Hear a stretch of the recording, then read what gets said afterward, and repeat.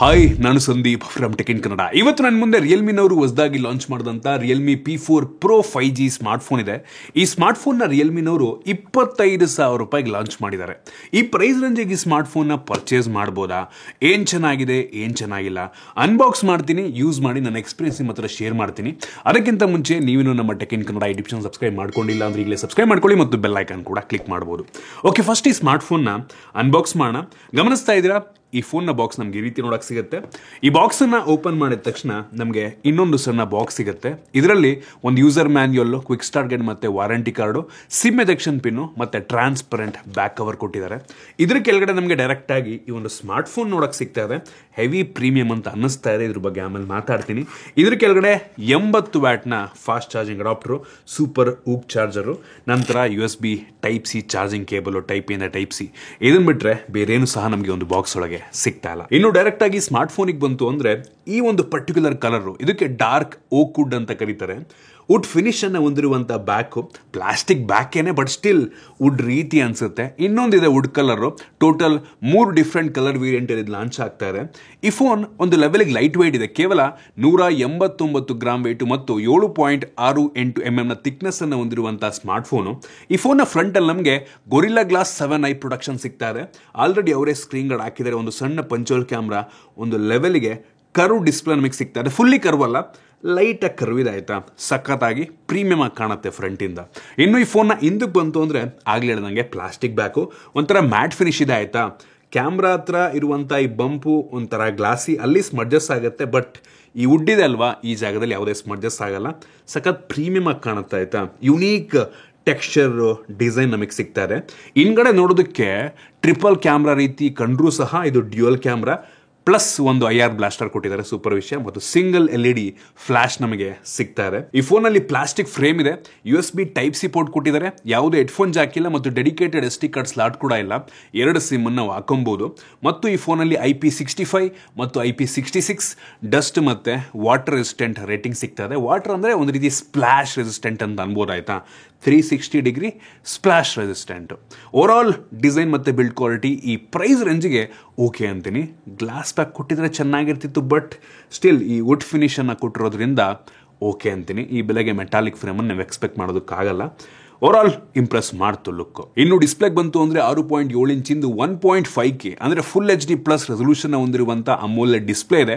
ಇದಕ್ಕೆ hyper glow 4D curve plus display ಅಂತಾರೆ. ಬ್ರ್ಯಾಂಡ್ಗಳು ಏನೇನೋ ಹೆಸರು ಕೊಡ್ತಾರೆ, ಒಟ್ನಲ್ಲಿ ಡಿಸ್ಪ್ಲೇ ಚೆನ್ನಾಗಿದೆ. 144 hertz refresh rate, heavy bright ಆಗಿರುವಂಥ ಡಿಸ್ಪ್ಲೇ. 6,500 ನಿಟ್ಸ್ನ ಪೀಕ್ ಬ್ರೈಟ್ನೆಸ್ಸು. ಹೈ ಬ್ರೈಟ್ನೆಸ್ ಮೋಡಲ್ಲಿ 1800 ನಿಟ್ಸ್ ತನಕ ಡಿಸ್ಪ್ಲೇ ಬ್ರೈಟ್ ಆಗುತ್ತೆ. HDR10+ ಸಪೋರ್ಟ್ ಮಾಡುತ್ತೆ. ಜೊತೆಗೆ 10 ಬಿಟ್ ಡಿಸ್ಪ್ಲೇ, 1 ಬಿಲಿಯನ್ ಕಲರ್ಸನ್ನು ಸಪೋರ್ಟ್ ಮಾಡುತ್ತೆ.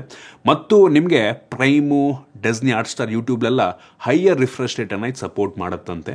100% DCI-P3 ಕಲರ್ ಗಾಮೆಂಟು, ವಿವಿಡ್ ಕಲರ್ಸನ್ನು, ಪಾಪ್ ಆಗೋ ರೀತಿ ಕಲರ್ಸನ್ನು ಇದು ನಮಗೆ ತೋರಿಸುತ್ತೆ. ಒಟ್ನಲ್ಲಿ ಒಳ್ಳೆ ಡಿಸ್ಪ್ಲೇ ಅಂತೀನಿ. ಆಯ್ತಾ, ಇನ್ನು ಸ್ಟೋರೇಜ್ ವೇರಿಯಂಟಿಗೆ ಬಂತು ಅಂದರೆ ಟೋಟಲ್ 4 ಸ್ಟೋರೇಜ್ ವೇರಿಯಂಟಲ್ಲಿ ಲಾಂಚ್ ಆಗ್ತಾ ಇದೆ.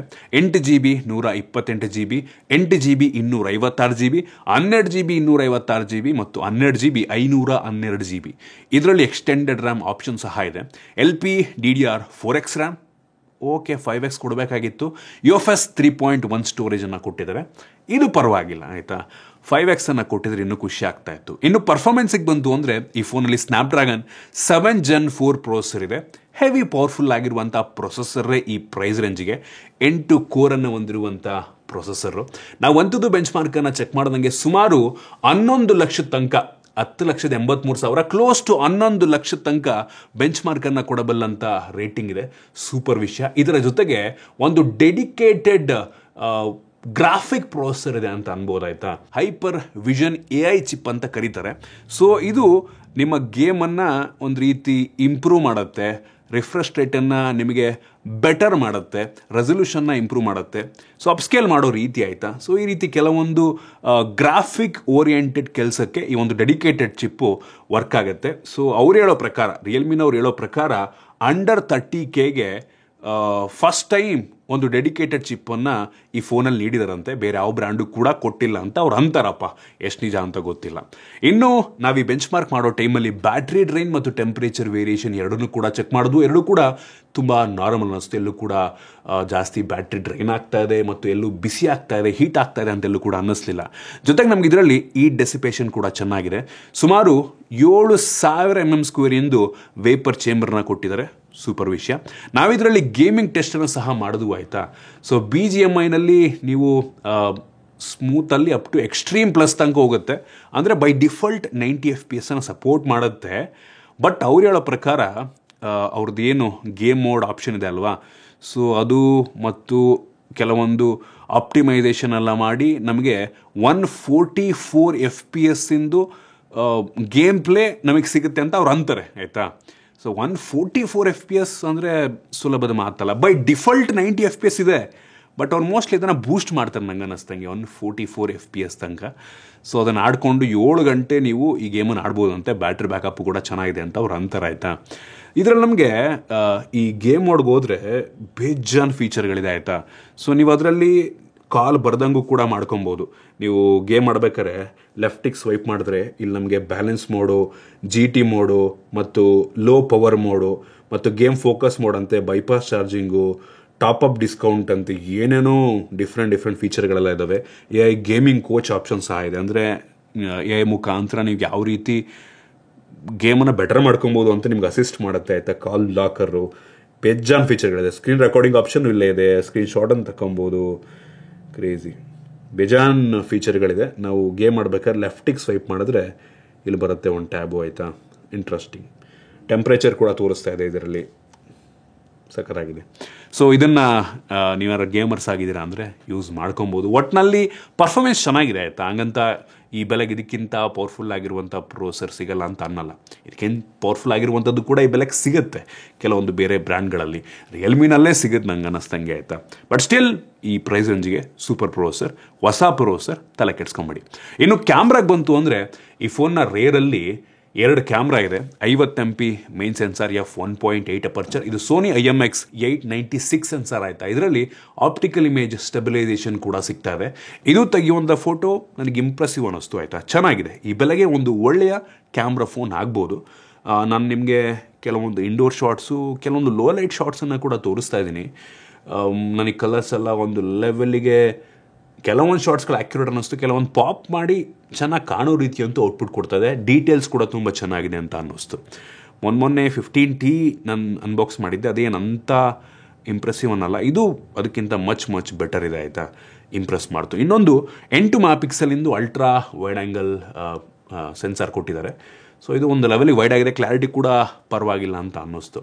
ಮತ್ತು 50 MP ಸೆಲ್ಫಿ ಕ್ಯಾಮ್ರಾ ಇದೆ. ಸೆಲ್ಫಿ ಕ್ಯಾಮ್ರಾನು ಸೂಪರ್ ಆಗಿದೆ. ಹೆವಿ ಇಂಪ್ರೆಸ್ ಮಾಡ್ತು ನನಗೆ.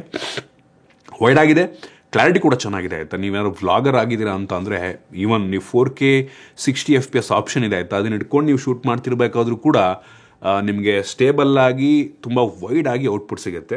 ಫ್ರಂಟು ಮತ್ತು ಬ್ಯಾಕ್ ಎರಡೂ ಸಹ 4K 60 FPS. ಅದೊಂದು ಪ್ಲಸ್ ಪಾಯಿಂಟ್ ಆಯಿತಾ. ನನಗಂತೂ ಸೆಲ್ಫಿ ಕ್ಯಾಮ್ರಾ ಇಂಪ್ರೆಸ್ ಮಾಡ್ತು. ಚೆನ್ನಾಗಿ ಕಾಣೋ ರೀತಿ ಔಟ್ಪುಟ್ ಬರುತ್ತೆ ಆಯಿತಾ. ಲೋ ಲೈಟಲ್ಲೂ ನೋಡಿದೆ, ಔಟ್ಡೋರಲ್ಲೂ ಕೂಡ ನೋಡಿದೆ. ಡೀಟೇಲ್ಸ್ ಕೂಡ ತುಂಬ ಚೆನ್ನಾಗಿ ಬರುತ್ತೆ. ನೋಡಿದ ತಕ್ಷಣ ಏನು ಗುರು ಇಷ್ಟೊಂದು ಚೆನ್ನಾಗಿದ್ದೀನಿ ಅಂತ ಅನ್ಬೇಕು. ಆ ರೀತಿಯ ಔಟ್ಪುಟ್ ಬರ್ತಾ ಇದೆ. ಇನ್ನು ನಮಗಿದರಲ್ಲಿ ಲೈವ್ ಫೋಟೋಸ್ ಆಪ್ಷನ್ ಇದೆ. AI landscape mode, snap mode, ಟೆಕ್ಸ್ಟನ್ನು ಸ್ಕ್ಯಾನ್ ಮಾಡುವಂಥ ಫೀಚರ್ ಇದೆ. Party mode, dual video recording. So ಈ ರೀತಿ ಎಲ್ಲ ಫೀಚರ್ಗಳು ನಮಗೆ ಈ ಕ್ಯಾಮ್ರಾದಲ್ಲೇ ಸಿಗ್ತಾ ಇದೆ. ಕ್ಯಾಮ್ರಾ ಅಪ್ಲಿಕೇಶನ್ ಒಳಗೆ ಸಿಗ್ತಾ ಇದೆ. ಫಿಲ್ಟರ್ಸ್ಗಳು, ಬ್ಯೂಟಿ ಮೋಡೆಲ್ಲ ಇದ್ದೇ ಇದೆ. ಅದನ್ನು ಬೇಕಾದ್ರೆ ನೀವು ಯೂಸ್ ಮಾಡ್ಬೋದು. ಇದನ್ನು ಬಿಟ್ಟರೆ ಗ್ಯಾಲರಿ ಒಳಗಡೆ ನಮಗೆ ಕೆಲವೊಂದು AI ಫೀಚರ್ಗಳು ಸಿಗ್ತಿದೆ. ಫಾರ್ ಎಕ್ಸಾಂಪಲ್ ಎಡಿಟಿಂಗ್ ಜಿನಿ ಅಂತ ಕರೀತಾರೆ, ಎಡಿಟ್ ಜಿನಿ ಅಂತ. ಸೊ ಇದರಲ್ಲಿ ನೀವು ಇನ್ಸ್ಪಿರೇಷನ್ ಅಂತ ಒಂದು ಆಪ್ಷನ್ ಇದೆ ಆಯಿತಾ. ಸೊ ಅದನ್ನು ಸ್ವಲ್ಪ ಎನಾನ್ಸ್ ಮಾಡುತ್ತೆ ಫೋಟೋನ. ಜೊತೆಗೆ ಎರೇಸಿಂಗ್ ಆಪ್ಷನ್ ಇದೆ, ಆಬ್ಜೆಕ್ಟ್ ಎರೇಸರು. ಅನ್ಬ್ಲರ್ ಫೀಚರ್ ಇದೆ. ಮತ್ತು ಯಾವ್ದಾರ ಆಬ್ಜೆಕ್ಟ್ ಬೇಡ ಅಂತ ಅಂದರೆ ರಿಮೂವ್ ಮಾಡ್ಬೋದು, ಅಥವಾ ರಿಫ್ಲೆಕ್ಷನ್ ರಿಮೂವ್ ಮಾಡ್ಬೋದು. ಈ ರೀತಿ ಅನೇಕ ಫೀಚರ್ಗಳು ನಿಮಗೆ ಸಿಗ್ತಾ ಇದೆ. ಓವರಾಲ್ ಕ್ಯಾಮ್ರಾ ಚೆನ್ನಾಗಿದೆ ಅಂತೀನಿ. ಇನ್ನು ಸೆಕ್ಯೂರಿಟಿ ಬಗ್ಗೆ ಮಾತನಾಡಬೇಕು ಅಂದರೆ optical in display fingerprint sensor ಇದೆ. ತುಂಬ ಫಾಸ್ಟ್ ಆಗಿದೆ, ಅಕ್ಯುರೇಟ್ ಆಗಿದೆ. ಫೇಸ್ ಅನ್ಲಾಕನ್ನು ಕೊಟ್ಟಿದ್ದಾರೆ ಮತ್ತು ವೈಡ್ ವೈನ್ L1 ಸೆಕ್ಯೂರಿಟಿ ಕೂಡ ಸಿಗ್ತಾ ಇದೆ. ಇನ್ನು ಬ್ಯಾಟ್ರಿಗೆ ಬಂತು ಅಂದರೆ 7000 mAh ಕೆಪಾಸಿಟಿ ಬ್ಯಾಟ್ರಿ, ಸೂಪರ್ ವಿಷಯ. ಮತ್ತು ಬಾಕ್ಸ್ ಒಳಗೆ 80 ವ್ಯಾಟ್ನ ಫಾಸ್ಟ್ ಚಾರ್ಜರ್ ಕೊಟ್ಟಿದ್ದಾರೆ. ಸೂಪರ್ ಉಗ್ ಚಾರ್ಜರು. ತುಂಬ ಫಾಸ್ಟಾಗಿ ನಿಮ್ಮ ಫೋನ್ನ ಚಾರ್ಜ್ ಮಾಡುತ್ತೆ. ಬರೀ 25 ನಿಮಿಷದಲ್ಲಿ ನಿಮ್ಮ ಫೋನ್ನ 50% ಚಾರ್ಜ್ ಮಾಡುತ್ತೆ. ಮತ್ತು ಅವ್ರು ಹೇಳೋ ಪ್ರಕಾರ ಈ ಫೋನ್ 5 ವರ್ಷ ಆದರೂ ಸಹ ಬ್ಯಾಟ್ರಿ ಹೆಲ್ತನ್ನು ಡಿಗ್ರೇಡ್ ಮಾಡ್ಕೊಳ್ಳಲ್ಲ ಅಂತ ಅಂತಾರೆ, ಆಯಿತಾ. 5 ವರ್ಷ ಯೂಸ್ ಮಾಡಿದ್ರು ಫೋನ್ ಬ್ಯಾಟ್ರಿ ಚೆನ್ನಾಗಿ ಬರುತ್ತೆ ಅಂತ ರಿಯಲ್ಮಿನವರು ಕ್ಲೈಮ್ ಮಾಡ್ತಾರೆ. ಇನ್ನು OS ಬಂತು ಅಂದರೆ ಆ್ಯಂಡ್ರಾಯ್ಡ್ 15 ಬೇಸ್ಡ್ ಕಲರ್ OS 15 ನಮಗೆ ಸಿಗ್ತಾ ಇದೆ.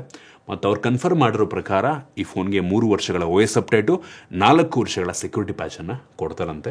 OS ಚೆನ್ನಾಗಿದೆ, ಕೆಲವೊಂದು ಬೇಡದಂಥ ಅಪ್ಲಿಕೇಶನ್ ಇದೆ ಬಿಟ್ಟರೆ ತುಂಬ ಹೆವಿ ಸ್ಮೂತಾಗಿ ಕೆಲಸವನ್ನು ಮಾಡ್ತಾ ಇದೆ, ಆಯಿತಾ. ಸೊ ಇಂಪ್ರೆಸಿವ್ ಅನ್ನಿಸ್ತು. ಇದರಲ್ಲಿ ನಮಗೆ ಕೆಲವೊಂದು AI ಫೀಚರ್ಗಳು ಕೂಡ ಇದೆ. ಟ್ರಾನ್ಸ್ಲೇಷನ್ ಅಸಿಸ್ಟ್ ಆಗಿರ್ಬೋದು, recording summary, circled search, smart loop AI smart loop feature ಎಲ್ಲ ಇದರಲ್ಲಿ ಸಿಗ್ತಾ ಇದೆ. ಅದು ಬಿಟ್ಟರೆ ಡಾಕ್ಯುಮೆಂಟ್ಸನ್ನು ನೀವು ಸಮ್ಮರೈಸ್ ಮಾಡುವಂಥದ್ದು ಮತ್ತು ಅರ್ಧಂಬರ್ಧ ಮಾಡಿ ಅದನ್ನು ನೀವು ಕಂಟಿನ್ಯೂ ಮಾಡ್ಬೋದು. ಅದನ್ನು ನೀವು ಬೇಕಾದರೆ ಪ್ರೊಫೆಷ್ನಲ್ಲಾಗಿ ಟೈಪ್ ಮಾಡಿದ್ರೆ ಯಾವ ಇರುತ್ತೆ ಅದಕ್ಕೆ ನೀವು ಚೇಂಜ್ ಮಾಡ್ಕೊಬೋದು. ಈ ರೀತಿ ಎಲ್ಲ ಫೀಚರ್ಗಳು ನಮಗೆ ನೋಟ್ಸ್ ಒಳಗಡೆ ಸಿಗ್ತವೆ. ಸೊ ಒಂದು ಪ್ಲಸ್ ಪಾಯಿಂಟು. ನೀವು ಮೆಸೇಜ್ ಮಾಡಬೇಕಾದ್ರೂ ಅದನ್ನೆಲ್ಲ ನೀವು ಸೆಲೆಕ್ಟ್ ಮಾಡಿಕೊಂಡು ಅದನ್ನು ಇಂಪ್ರೂವ್ ಮಾಡ್ಬೋದು. ಸೊ ಆಪ್ಷನ್ನು ಸಹ ಇದೆ. ಇನ್ನು ಸ್ಪೀಕರಿಗೆ ಬಂತು ಅಂದರೆ ಡ್ಯುಯಲ್ ಸ್ಟೀರಿಯೋ ಸ್ಪೀಕರ್ ಇದೆ. ಸ್ಪೀಕರ್ನ ಕ್ಲಾರಿಟಿ ಚೆನ್ನಾಗಿದೆ. ಐರಸ್ ಆಡಿಯೋ ಸಪೋರ್ಟ್ ಮಾಡುತ್ತೆ. ಮತ್ತು ಓರಿಯಾಲಿಟಿ ಸಹ ನಮ್ಗೆ ಇದರಲ್ಲಿ ಸಿಗ್ತಾ ಇದೆ. ಸೊ ಸ್ಟೀರಿಯೋ ಆಗಿರೋದ್ರಿಂದ ಅಂದರೆ ಇಯರ್ ಪೀಸ್ ಹತ್ರ ಇರೋ 2ನೇ ಸ್ಪೀಕರ್ ಅಷ್ಟೊಂದು ಜೋರಾಗಿ ಕೇಳಲ್ಲ. ಬಾಟಮ್ ಫೈರಿಂಗ್ ಸ್ವಲ್ಪ ಜೋರಾಗಿದೆ, ಬಟ್ ಸ್ಟಿಲ್ ಹೆವಿ ಜೋರಾಗಿ ಕೇಳುತ್ತೆ ಅಂತ ಅನ್ನಿಸ್ತು ನನಗೆ. 300%ಗೆ ಬೂಸ್ಟ್ ಕೂಡ ಆಗುತ್ತೆ. ಇನ್ನು ಕನೆಕ್ಟಿವಿಟಿಗೆ ಬಂತು ಅಂದರೆ ಡ್ಯುಯಲ್ ಬ್ಯಾಂಡ್ ಜೊತೆಗೆ Wi-Fi 6 ಕೂಡ ನಮ್ಗೆ ಇದರಲ್ಲಿ ಸಿಗ್ತಾ ಇದೆ. ಬ್ಲೂಟೂತ್ 5.4 ಕೊಟ್ಟಿದ್ದಾರೆ. ಕ್ಯಾರಿಯರ್ ಅಗ್ರಿಗೇಷನ್ ಸಿಗ್ತಾ ಇದೆ. ಅವಶ್ಯಕತೆ ಇರುವಂತೆಲ್ಲ 5G ಬ್ಯಾಂಡ್ಗಳು ಸಪೋರ್ಟ್ ಆಗುತ್ತೆ. ಸೊ ಇಂಪ್ರೆಸಿವ್ ಫೀಚರ್ ಅಂತೀನಿ. ಈ ಫೋನಿಗೆ 25,000 ಕೊಡ್ಬೋದಾ ಅಂತ ನೀವು ಕೇಳ್ತೀರಾ ಅಂದರೆ ನಾನು ಹೇಳ್ತೀನಿ 25,000 ರೂಪಾಯಿಗೆ ಒಂದು 5,000 ಎಕ್ಸ್ಟ್ರಾ ಹಾಕೊಳ್ಳಿ. 30,000 ರೂಪಾಯಿಗೆ ಬೆಂಕಿ ಫೋನ್ಗಳಿದಾವೆ. ರಿಯಲ್ಮಿನಲ್ಲೇ ಕೆಲವೊಂದು GT ಇದರಲ್ಲಿ ಒಳ್ಳೆ ಫೋನ್ ಇದೆ, ಬೇಜಾನ್ ಆಪ್ಷನ್ ಇದೆ 30,000 ರೂಪಾಯಿಗೆ. ಸೊ ಇದರಲ್ಲಿ ಈ ಫೋನು ಹಂಗಂತ ಚೆನ್ನಾಗಿಲ್ಲ ಅಂತ ಅಲ್ಲ. ಕ್ಯಾಮ್ರಾ ಚೆನ್ನಾಗಿದೆಯಲ್ಲ, ಡಿಸ್ಪ್ಲೇ ಚೆನ್ನಾಗಿದೆ, ಪ್ಲಾಸ್ಟಿಕ್ ಫ್ರೇಮ್ ಹೌದು, ಪ್ಲಾಸ್ಟಿಕ್ ಬ್ಯಾಕ್ ಹೌದು. ನೋಡಿ ರ್ಯಾಮ್ ಟೈಪ್ ಒಂದು ಸ್ವಲ್ಪ ಕಡಿಮೆ ಆಯಿತು, ಸ್ಟೋರೇಜ್ ಟೈಪ್ ಪರವಾಗಿಲ್ಲ ಅಂತೀನಿ. ಬಟ್ ನಿಮಗೆ 5,000 ಎಕ್ಸ್ಟ್ರಾ ಕೊಟ್ಟರೆ ಇದರಲ್ಲೇ ಇರೋದು ಕೆಲವೊಂದು ನಮಗೆ ಅದರಲ್ಲಿ ಚೆನ್ನಾಗಿರೋದು ಸಿಗುತ್ತೆ ಅಂತ ನನ್ನ ಒಪಿನಿಯನ್. ಬಟ್ ಸ್ಟಿಲ್ ಇದು ಕೂಡ ಒಂದು ಒಳ್ಳೆ ಆಪ್ಷನ್ ಆಗ್ಬೋದು. ರಿಯಲ್ಮಿ ಬ್ರ್ಯಾಂಡಿಂಗಲ್ಲಿ ಇದು ಒಳ್ಳೆ ಆಪ್ಷನ್ ಆಗಬಹುದು. ಹಂಗಂತ ಇದಕ್ಕಿಂತ ಒಳ್ಳೆ ಆಪ್ಷನ್ ಇಲ್ಲ ಅಂತ ಅಲ್ಲ. ಇದು ನನ್ನ ಆನೆಸ್ಟ್ ಒಪಿನಿಯನು. ನಿಮ್ಗೆ ಇದ್ರ ಬಗ್ಗೆ ಏನನ್ಸುತ್ತೆ ಕಾಮೆಂಟ್ ಮಾಡಿ. ಇಷ್ಟ ಆಗಿದ್ರೆ ಲೈಕ್ ಮಾಡಿ, ಶೇರ್ ಮಾಡಿ. ಇದೇ ರೀತಿ ನಮ್ಮ ಬೇರೆ ವಿಡಿಯೋಗಳಿಗೆ ನಮ್ಮ tech in Kannada YouTube channel subscribe ಮಾಡ್ಕೊಂಡಿಲ್ಲ ಅಂದರೆ ಈಗಲೇ ಸಬ್ಸ್ಕ್ರೈಬ್ ಮಾಡ್ಕೊಳ್ಳಿ ಮತ್ತು ಬೆಲ್ ಐಕಾನ್ ಕೂಡ ಕ್ಲಿಕ್ ಮಾಡ್ಬೋದು. ಸಿಗೋಣ ಮತ್ತೆ ಮುಂದಿನ ವಿಡಿಯೋದಲ್ಲಿ.